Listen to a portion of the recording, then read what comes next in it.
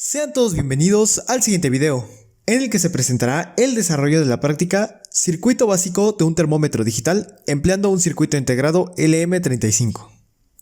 Para esta práctica emplearemos el software de simulación Proteus, el cual nos permitirá realizar un análisis asistido por computadora antes de pasar a los elementos físicos.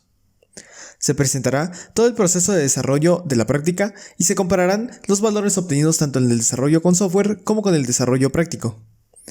Para la construcción de los circuitos físicos, emplearemos un modelo específico LM35DZ de componente, diferentes fuentes de alimentación y un multímetro que se encargará de mostrarnos el voltaje de salida en cada momento en nuestro circuito.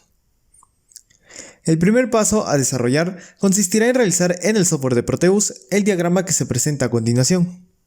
Este circuito es la conexión más básica de un LM35, en la cual alimentaremos directamente el circuito integrado y, por medio de un multímetro, mediremos el voltaje de salida que este circuito integrado entrega. Comenzaremos buscando nuestro sensor de temperatura. En este caso, no se encuentra el modelo LM35DZ, por lo que utilizaremos su versión LM35. Lo agregaremos a la zona de trabajo y empleando las herramientas con las que cuenta Proteus, alimentaremos el circuito.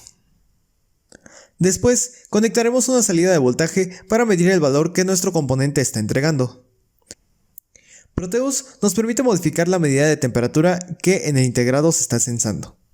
Y en base a esto, se modificará de forma lineal el valor del voltaje en la salida, correspondiendo a un total de 10 mV por grado centígrado.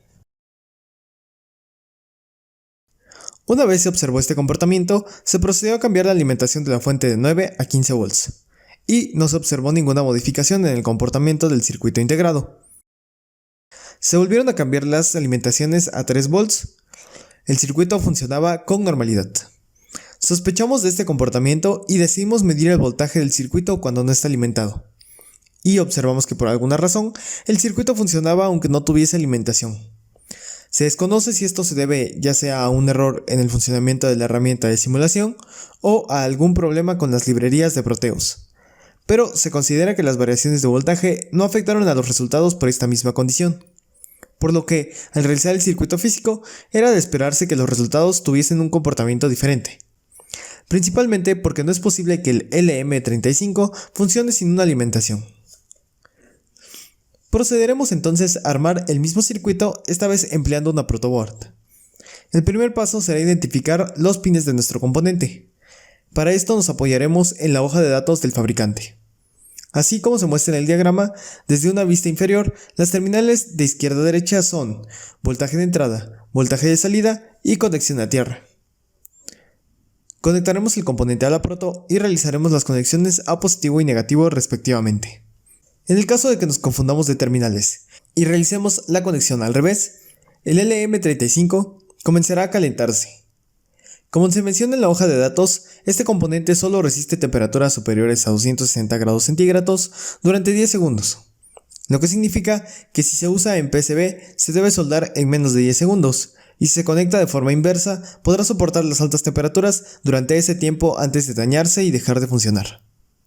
Si no estás seguro de la conexión de tu LM35, asegúrate de que no se caliente al conectarlo dentro de ese rango de tiempo. Ahora alimentaremos con 9 volts el circuito. Podemos ver con el multímetro que la pila efectivamente nos entrega 9.17 volts. Conectaremos las terminales de nuestro multímetro a negativo y la terminal de voltaje de salida del M35DZ. Alimentaremos nuestro circuito y podremos observar que el componente nos entrega 312 mV, lo que se traduce a un total de 31.2 grados centígrados en la habitación en la que me encontraba.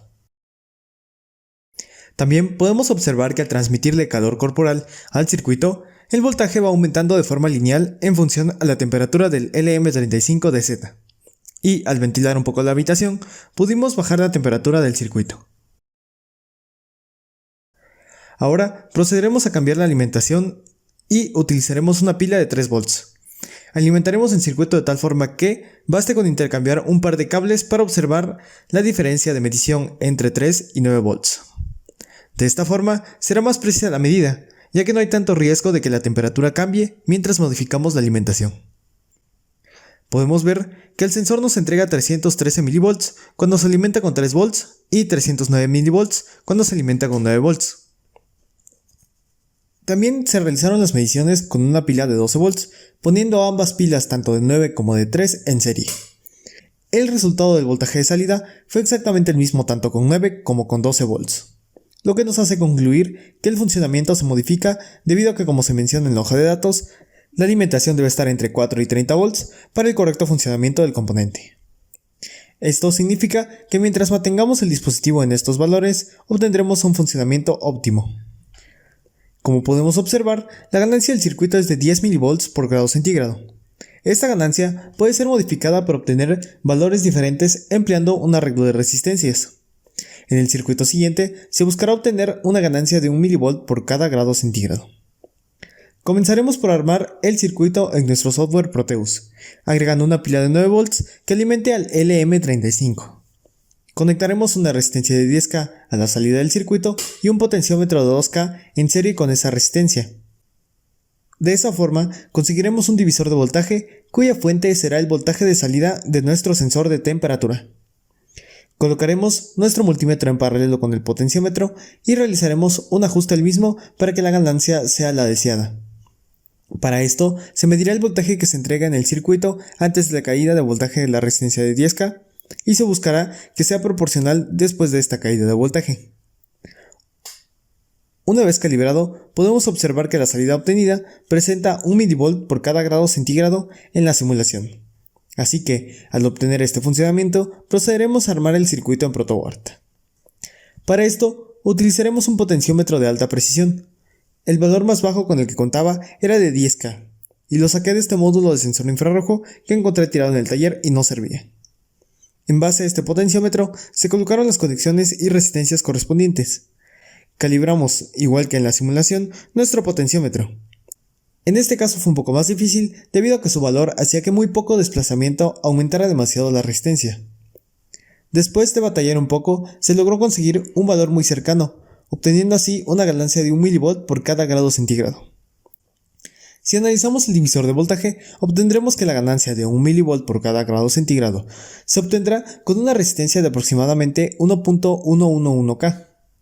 Por ejemplo, si se tiene un voltaje de salida de 40 mV, calculando el divisor de voltaje tendremos que 40 multiplicado por 1.11K dividido entre 11.111K nos dará un total de 3.9996 mV.